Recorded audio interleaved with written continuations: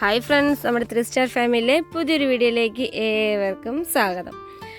അപ്പോൾ നമ്മുടെ കോഴി വളർത്തൽ ഇപ്പോൾ ഈ ഒരു കാലാവസ്ഥ എന്നാൽ നമ്മളെ ഒരു മഴ നന്നായിട്ട് തന്നെ ഉണ്ട്.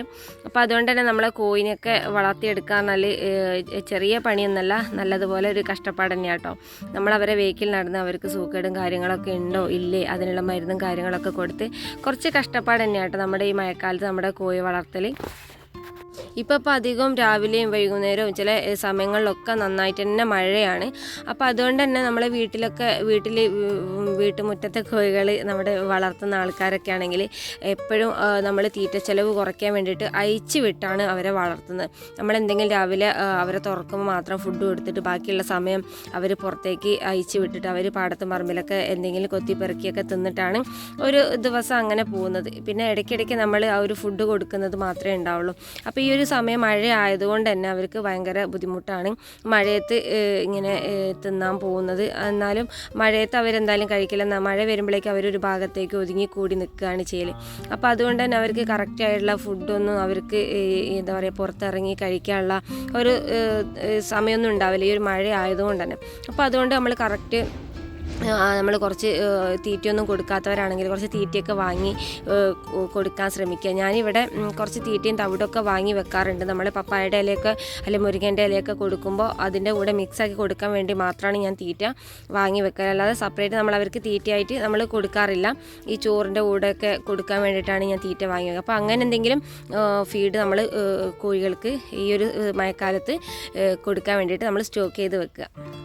ഇപ്പോൾ ഒരു തണുത്ത ഒരു കാലാവസ്ഥ ആയതുകൊണ്ട് തന്നെ നമ്മളെ ഡ്രൈ ആയിട്ടുള്ള ഫുഡൊക്കെ കൊടുക്കാൻ ശ്രമിക്കുക. ഒരു തണുപ്പും അതേപോലെ വേസ്റ്റും അധികം പഴകിയ ഭക്ഷണമൊന്നും കൊടുക്കാതിരിക്കാം. അപ്പോൾ നമ്മളെ പുറത്തുനിന്നൊന്നും വേസ്റ്റ് എടുക്കുന്നില്ല. അങ്ങനെ പുറത്തുനിന്നൊക്കെ വേസ്റ്റ് എടുക്കുമ്പോഴാണ് അതിൽ അധികം കേടുവന്ന വേസ്റ്റൊക്കെ ഉണ്ടാകും. നമ്മൾ വീട്ടിലത്തെ ഭക്ഷണം തന്നെ ആകുമ്പോൾ അന്നത്തെ ആ ഒരു പഴക്കം ഉണ്ടാവില്ല. അപ്പോൾ അങ്ങനെ കൊടുക്കാം. പിന്നെ അവർ ഇങ്ങനെ പുറത്തയച്ചു വിടുന്ന കോഴികളായതുകൊണ്ട് തന്നെ വിരൻ്റെ ശല്യം നന്നായിട്ട് ഉണ്ടാവും. അതുകൊണ്ട് തന്നെ നമുക്ക് അവർക്ക് കറക്റ്റായിട്ട് വിരമരുന്ന് കൊടുക്കാൻ ശ്രമിക്കുക. വിരമരുന്ന് കൊടുത്തിട്ടില്ലെങ്കിൽ മുട്ട ഉൽപ്പാദനം കുറയും. ഈ ഒരു സമയത്ത് മുട്ട ഉൽപ്പാദനം നന്നായിട്ട് തന്നെ കുറയുന്നുണ്ട്. നമ്മളെ കോഴികൾക്കൊക്കെ കണ്ടുവരുന്നുണ്ട് മുട്ട ഉൽപ്പാദനം കുറവുണ്ട്. പിന്നെന്ന് വെച്ചാൽ നമ്മളെ ഈ ഒരു സമയത്ത് നമ്മളെ കോഴികൾക്ക് വെള്ളത്തിൻ്റെ അംശം വളരെ കുറവാട്ടോ വെള്ളം കുടിക്കുന്നത്. അപ്പോൾ വേനൽക്കാലത്താകുമ്പോൾ അവർക്ക് നന്നായിട്ട് വെള്ളം ഞാൻ പാത്രത്തിലൊക്കെ കുടിക്കാനുള്ള കുടിവെള്ളം വെക്കാറുണ്ടായിരുന്നു. ഇപ്പോൾ അവർക്ക് കുറച്ച് വെള്ളം മതി, ഈ ഒരു മഴ ആയതുകൊണ്ടാണ്. അപ്പോൾ നമ്മൾ ഈ ഒരു സമയത്ത് നമ്മൾ കുടിക്കാൻ കൊടുക്കുന്ന വെള്ളം നമുക്ക് നമ്മുടെ വീട്ടിലുള്ള തുളസി, അതേപോലെ മഞ്ഞൾ, ചെറിയുള്ളി, വെളുത്തുള്ളി എന്നൊക്കെ പറഞ്ഞ കുറച്ച് വെള്ളമൊക്കെ ഇട്ട് കാച്ചിട്ട് ഒരു ഇളം ചൂടിൽ കൊടുക്കുന്നത് നല്ലതായിരിക്കും കേട്ടോ.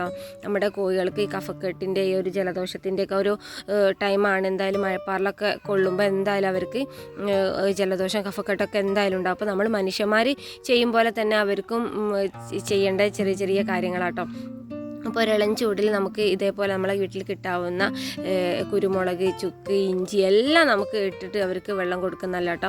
പിന്നെ നമ്മളെ കോഴികൾക്ക് ഒരാൾക്ക് അസുഖം വന്നാൽ പിന്നെ എല്ലാവർക്കും വരും. അതുകൊണ്ടാണ് അപ്പോൾ നമ്മൾ അസുഖം വരുന്നതിനെക്കാട്ടി മുമ്പ് അവർക്ക് വരാതിരിക്കാൻ വേണ്ടിയിട്ട് നമുക്ക് കുറച്ച് മുൻകരുതൽ എടുക്കുന്നതാണല്ലോ നല്ലത്. അപ്പോൾ അതുകൊണ്ട് നമുക്ക് അവർക്ക് ഇപ്പോൾ കുടിക്കാൻ കൊടുക്കുന്ന വെള്ളം, അപ്പോൾ അവർ അധികമൊന്നും ഈ ഒരു സമയത്ത് വെള്ളം കൊടുക്കില്ല. അപ്പോൾ കുടിക്കാൻ കൊടുക്കുന്ന വെള്ളം നമുക്ക് ഇങ്ങനെ കൊടുക്കുന്നതായിക്കോട്ടെ നന്നാവുക.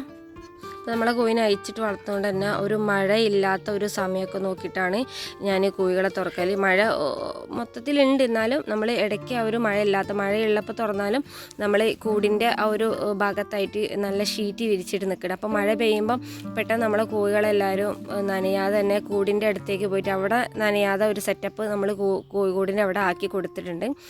അപ്പോൾ നമ്മൾ മൊത്തം കൂട് കവർ ചെയ്തും കൊണ്ട് നമ്മൾ നനയാതിരിക്കാൻ വേണ്ടിയിട്ട്. അപ്പോൾ മഴയൊക്കെ പെയ്യുന്ന സമയത്ത് അവർ പെട്ടെന്ന് നമ്മൾ തെളിക്കുമ്പോഴേക്കും അവർ കൂടിൻ്റെ അവിടെ പോയി നിൽക്കും. അപ്പോൾ അങ്ങനെ ആകുമ്പോൾ മഴയൊന്നും കൊള്ളൂലല്ലോ. അപ്പോൾ അങ്ങനെ ഒരു സംവിധാനം ചെയ്ത് കൊടുക്കുക നല്ലതായിരിക്കും കേട്ടോ. പിന്നെ നമ്മളെ ഈ ഒരു സാധാരണക്കാർ അടുത്തെന്തായാലും ഇപ്പോൾ അവർക്ക് കൂട്ടിലിട്ട് തീറ്റയൊന്നും കൊടുക്കാനുള്ളൊരു സാഹചര്യം ഒന്നും ഉണ്ടായിക്കോണമെന്നില്ല. അപ്പോൾ അതിനുള്ള സെറ്റപ്പും കാര്യങ്ങളൊക്കെ വേണമല്ലോ. അപ്പോൾ നമ്മൾ സാധാരണക്കാരാകുമ്പോൾ ഒരു കൂടുണ്ടാവും, അല്ലെങ്കിൽ കൂട്ടിൽ അങ്ങനെ കൂട് മാത്രം നനയാതിരിക്കാൻ വേണ്ടിയിട്ടൊക്കെ ആയിരിക്കും സംഭവം നമ്മൾ ചെയ്തു വെച്ചിട്ടുണ്ടാവുക. അപ്പോൾ കൂട് മാത്രം നനയാതെയല്ല അവർക്കും കൂടി നിൽക്കാൻ കണക്കാക്കിയിട്ട് നമ്മൾ കൂടിൻ്റെ അടുത്ത് നമ്മൾ പ്ലാസ്റ്റിക് വലിച്ചു കെട്ടി അങ്ങനെ എന്തെങ്കിലും അവർക്കും കൂടി മഴക്കാലത്ത് നനയാതെ മഴ ചോർന്നിട്ട് കഴിക്കാൻ ഇറങ്ങുന്ന ഒരു സാഹചര്യം ഉണ്ടാക്കി കൊടുക്കുക. നമ്മളവിടെ അങ്ങനെയാട്ടോ ചെയ്തിരിക്കുന്നത്. അങ്ങനെയാകുമ്പോൾ അവർക്ക് നമുക്ക് ഇങ്ങനെ കുഞ്ഞുങ്ങളൊക്കെ നമ്മൾ അയച്ചിട്ട് വളർത്തുന്നതുകൊണ്ട് തന്നെ അവർക്ക് നനയാതെ അതിൻ്റെ ഉള്ളിൽ കയറി നിൽക്കാമല്ലോ. അങ്ങനെ ഒരു സംവിധാനം ഉണ്ടാക്കി വെക്കുന്നത് നല്ലതായിരിക്കും കേട്ടോ.